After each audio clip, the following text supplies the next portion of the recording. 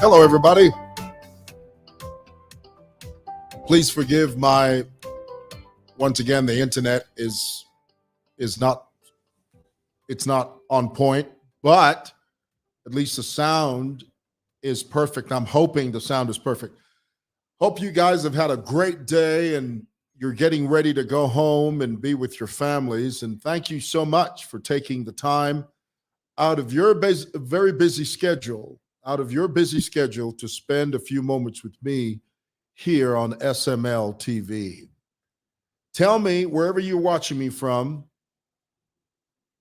whether it be from the Maldives, whether it be from New Orleans, Louisiana, whether ni kukwakasomo, kumansa, kutwapya, kuchinsadi, kumongo. Wherever you are, thank you for being with me a few minutes. I won't keep you long, just two things I'd like to talk to you about. And tell me in the comments below. Sounds good. Chris, who's this? This is Chris. Chris Lunda says, loud and clear. Clayton Jane is watching us from Bristol, UK. Clayton, tell me, are you relieved? Are you happy? Are you pleased? Are you disappointed that Prime Minister Boris Johnson has resigned? He is no longer the conservative leader over there in the United Kingdom. Okay, who's that? That's Lenest. Is it Lenest? We'll get it right in a moment. Lenest watching from Kundola. Thank you so much. Clarence Mumba watching us. So guys, I know you're going to rush to go watch the news, but before you do that, please allow me to give you my 2 cents worth. You know, what amazes me about this scandal, they're calling it the Partygate scandal. And what it is, in a nutshell, for those of you that do not know why Boris Johnson, the leader of the Conservative Party, has resigned, he's no longer prime minister. Well, he's going to be prime minister up until they get a new leader, is what it is.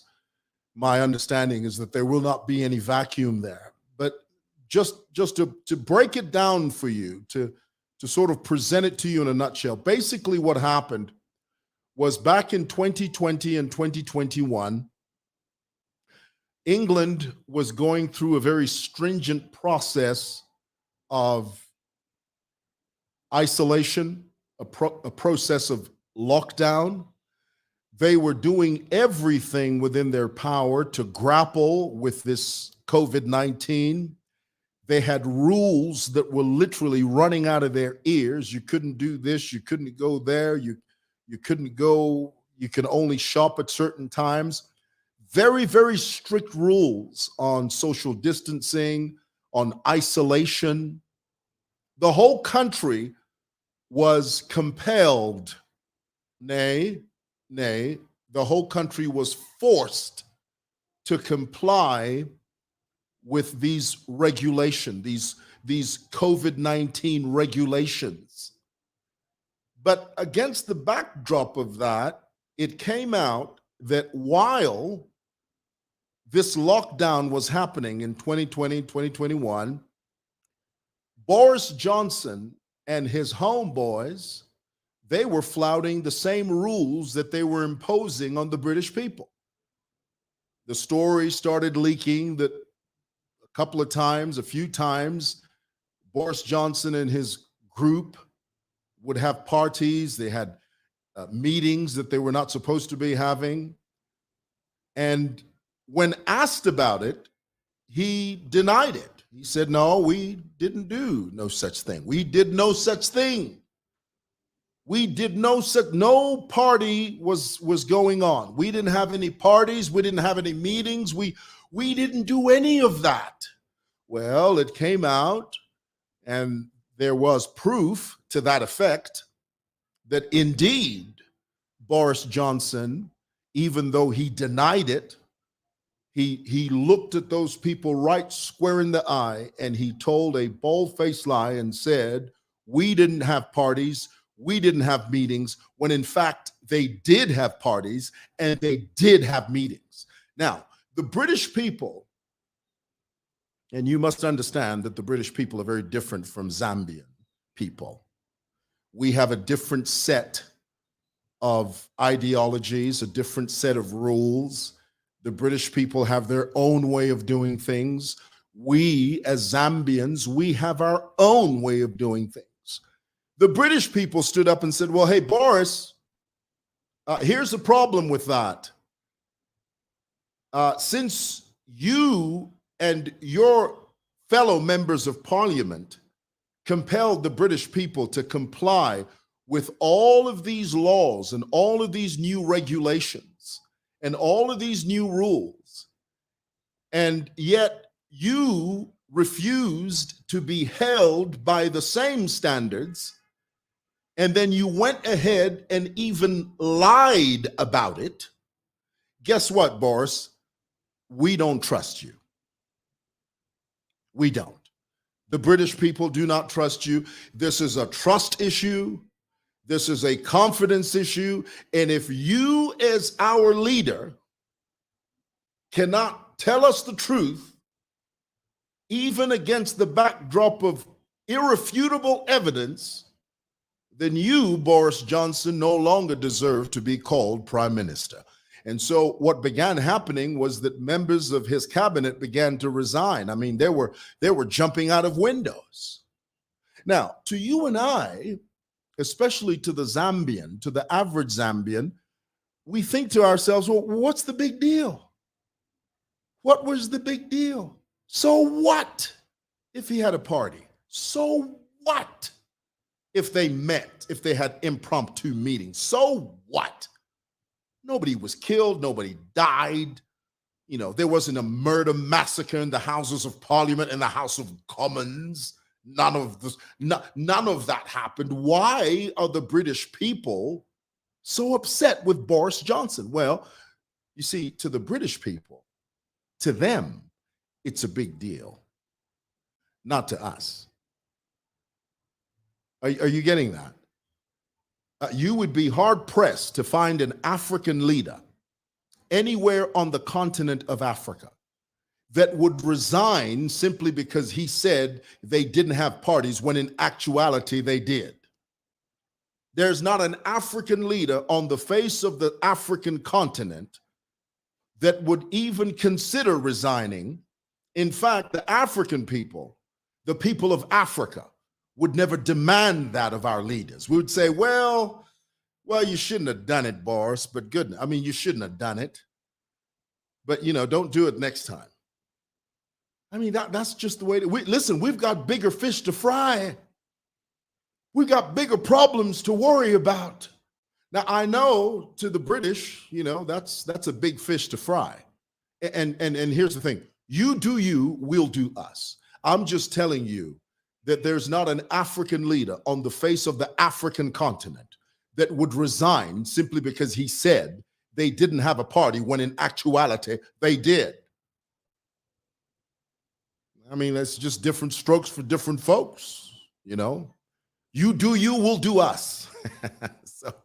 So anyway, when I get to the end of this, I'm going to ask you to give me a call. Tell me what you think about this Boris Johnson Partygate deal, and whether or not you think he should have resigned, and whether or not you think he deserves what he's experiencing right now.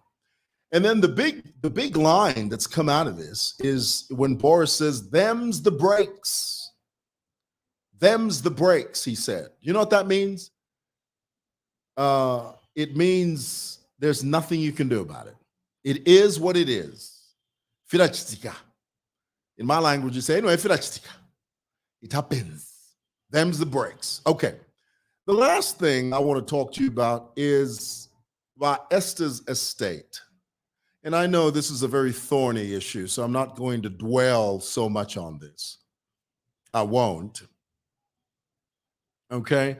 Everybody knows that over the last couple of days, it came out in the news that there was a block of flats. We call them flats. Some people call them apartment complexes. It came out that the Drug Enforcement Commission seized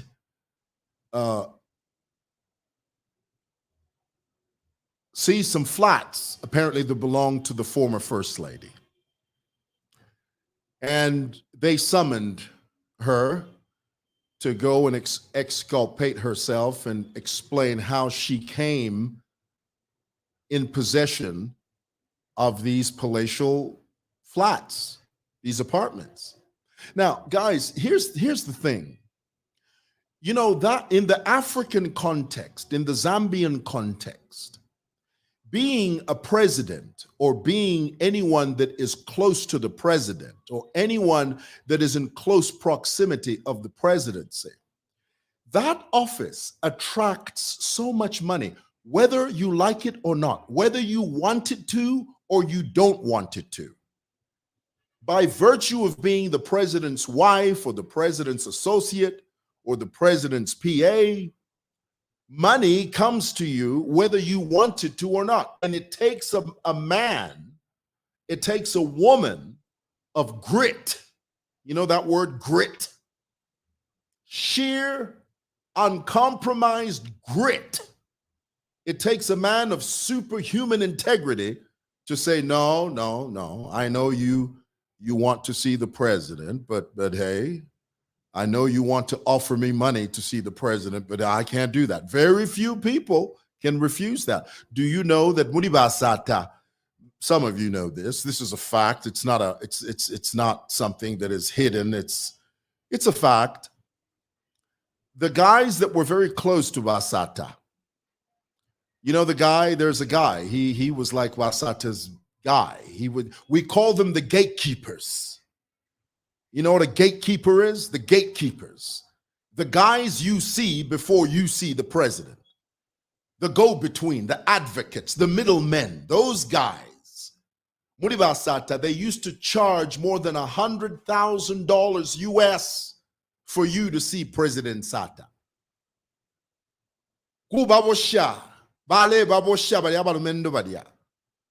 They would tell you, right square between your eyes. They wouldn't even bat an eye. They would say, if you want to see the president, you're going to have to part away with $100,000 for you just to see the president. Those things used to happen.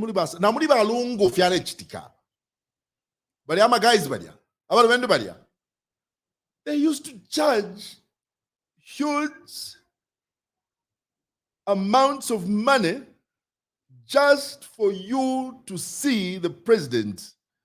What is my point? My point is the proximity of the presidency is very lucrative within the African context.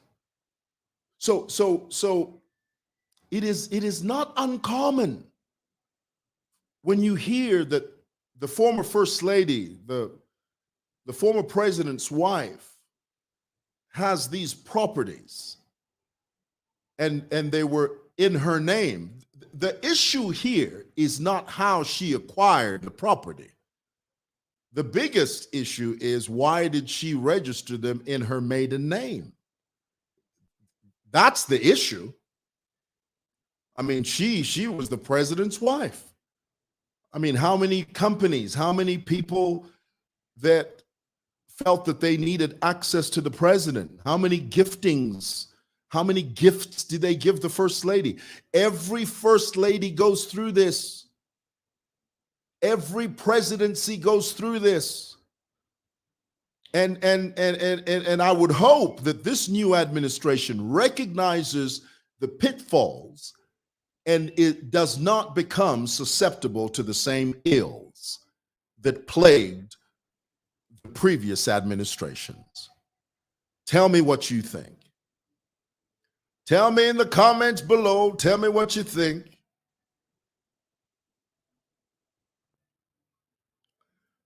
Tell me what you think. Eugene Gosa says, Makebi Zulu is good at defending thieves. No wonder these looters go for him, because they know that he will give them value for money. Where there is Makebi Zulu, just know that there is a thief. Wow. Mbande. Percy says, he was never a good leader. Too many lies. All the good things he did were rubbed off because of the wrong things he did. Are you talking about Boris? You talking about Boris? Mwansa Chris, hello from Liverpool. Thank you, Mwansa. Jamo is watching us from Birmingham, UK. Thank you so much. Bless you. So, hey, guys, I'm going to open the phone lines. I need you guys to tell me what you think. Tell me, break it down for me. Give me your opinion on these two issues. Tell me what you think about Boris. Does Boris deserve to go through what he's going through now? Tell me your opinion about Esther's estate. You know, just tell me what you think about that. And you know, I'm going to open the phone lines. If I can find my number, maybe. If I can find it today. Where is my phone number? I thought I had it. Didn't I have it? I thought I had it. It's not here. Goodness. All right, I need to punch it in there, guys. Just give me a second here. While I'm doing that, or as we say in Zambia, widest, I'm doing that. Can you please just listen to this song? Let me put my goodness. All right, here it is.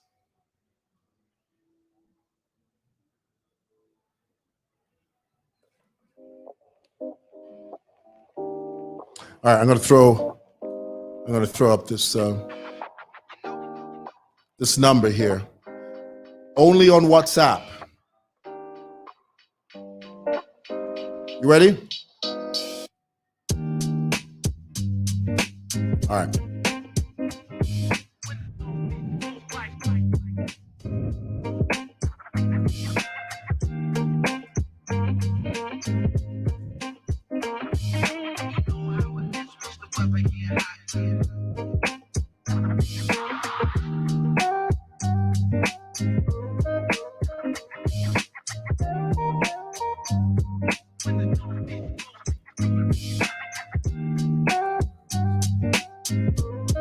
There it is.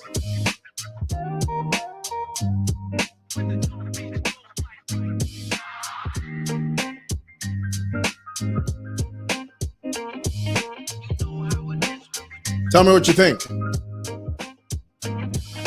We've got 5 minutes. The news is coming on in 5 minutes, and I need to get out of here in 5 minutes.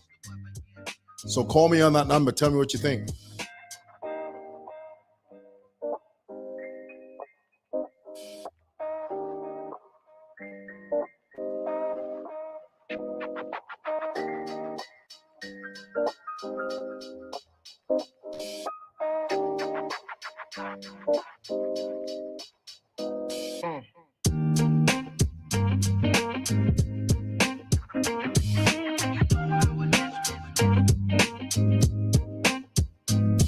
Sorry, the picture's not clear. That's an internet thing.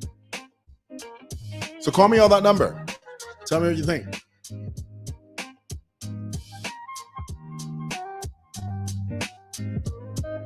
Only on WhatsApp, guys.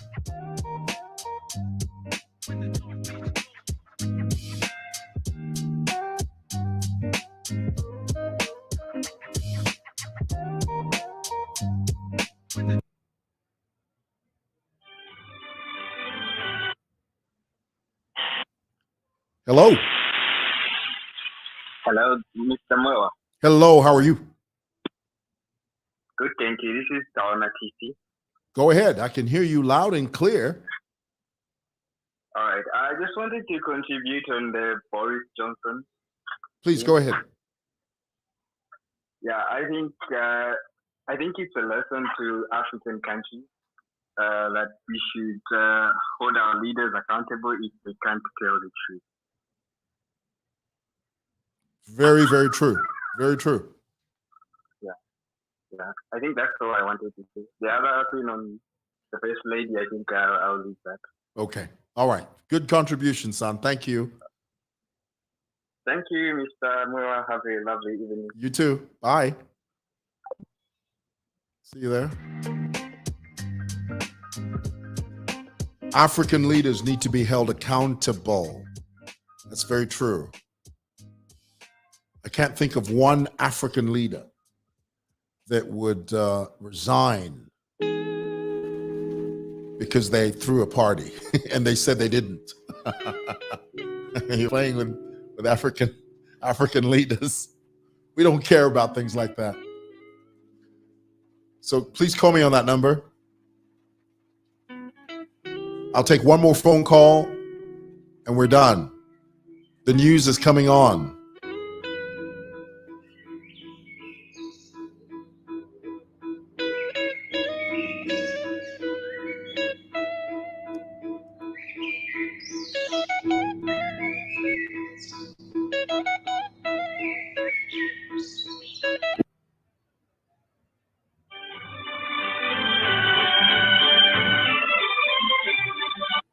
Hey. Good evening, Mr. Muewa. A very good evening to you, sir. Who am I speaking with? You're speaking with Abednego. Awalande Nichibemba by Bedingo. Hey, are we allowed to make a comment on the Esther's case? Yes, go ahead. Na chilakwati okulandako something that I've observed among us Zambians. Tualite moksta politicize even everything that needs reasoning. Like this same case, if it is straightforward. Mamona, unless I did not understand clearly the statement that was put across by the DEC. After Vasanga and Mayanda, they were left unattended to Tesio. Mm-hmm. Yeah, those flats were left unattended to. By Asanga by DEC, they did the research.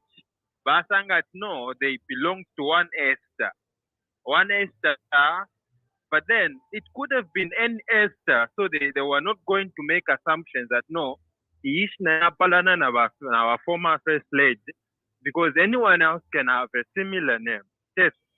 So they put across a statement to say, no, since they are not attended to, can come and claim the houses, the flats. That's like a claim in case we will take possession and then do what the government can do with them. So after their post, they wanted the owner to go and claim the houses, everything, which she did. At no, but then I don't get the point why now there is the public outcry or she wants to play to the gallery to say no, no, first when you claim those flats are yours, they request for you to go and show proof that they are yours. Because even if you're a former first lady, they land that no, there are and they've been like, oh, former first lady, no, you have to go there, show the papers and no, I am and then when they ask you, how did you build this? How did you source the funds that you used to build this plant? You tell them, no, I was working as a maid. And at the time, I got a loan from a BCCC bank. And then with that loan, I built this. Or I got money from here and there. It's not a difficult issue. Just show the papers. Yes. But if I could DEC, but no, it's true. I am and Dina Land, Kuriaba, Nepepa National Land, name Piana Marisita. I don't think it's supposed to be an issue. But if Manje Bambuklanda, it's UPNG, it's CPF, it's very simple. Gonna start on someone claims no, California, and I'm not a phone, this and a separate day in a city. Gonna have champion, I did Bombama Peace Simon on this day, no, for the any. Why are they making it big an issue? Paper documentation no. I own these flats. They're in my possession and I bought at this amount of money. I bought this land on this day and I paid this much while working as, and that's how I end my cash. It's a simple paper. No, man, no, like a flat move away. The day can't just step away because you're the former first lady and you claim to be in possession. What if you are lying? That's a very interesting point, son. The way we can, then our support a number. No, they are persecuting. Guys, thank you, son. I really appreciate that. Interesting thank you very much. Interesting point of view. Thank you so much. God God bless. Thank Cheers. Good night. Interesting. Well, hey guys, it's 7 p.m. News yayamba. Twamukumfwa news. Thank you for listening.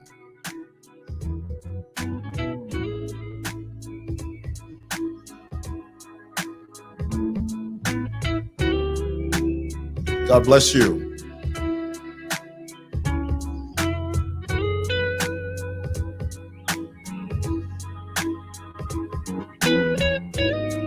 Good night.